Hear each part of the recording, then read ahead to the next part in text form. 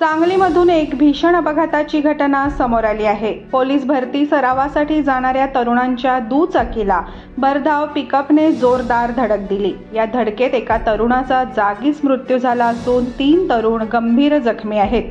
समोर आलेल्या माहितीनुसार पोलीस भरतीचा सराव करण्यासाठी 2 मोटरसायकलवरून पहाटेच्या सुमारास 4 तरुण भोसेमधून सांगली क्रीडा संकुल येथे येत होते। रत्नागिरी नागपूर राष्ट्रीय महामार्गावर कळंबी जवळ आले असता त्यांच्या दुचाकीला मागून येणाऱ्या भरधाव पिकअपने जोरदार धडक दिली। या अपघातामध्ये एक तरुण जागीच ठार झाला तर 3 जण गंभीर जखमी आहेत।